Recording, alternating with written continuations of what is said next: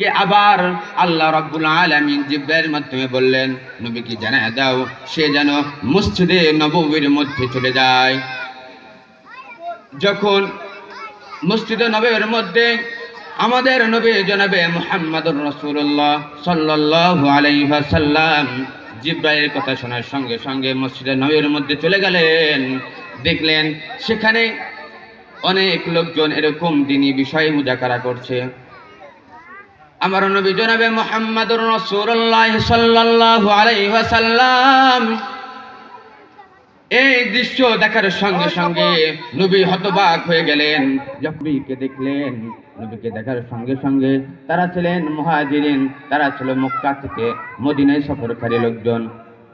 তাদের পরনে ছিল কোনো কাপড় চোপড় নয়, ভালো কাপড় চোপড় ছিল না, ছেঁড়া ফাটা কাপড় চোপড় ছিল। তারা নবীকে দেখার সঙ্গে সঙ্গে তাদের কাপড় চোপড়টা কোনো মতো আগলে গোছিয়ে তারা বসে গেল, যেন নবী এসেছে।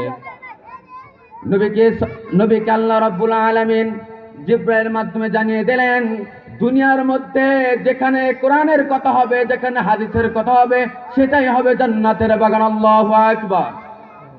যেখানে কোরআনের কথা হবে, যেখানে হাদিসের কথা হবে, সেখানে জান্নাতের বাগান। আমি আপনি বলতে পারি এই জান্নাতের বাগান কি খেরা দ্বারা হবে? এই জান্নাতের বাগানে কি কুয়াশা দ্বারা পরিপূর্ণ হয়ে যাবে? সেই জান্নাতের বাগানে কি শীত থাকবে? কোশ্চিন কালেও না, কোশ্চিন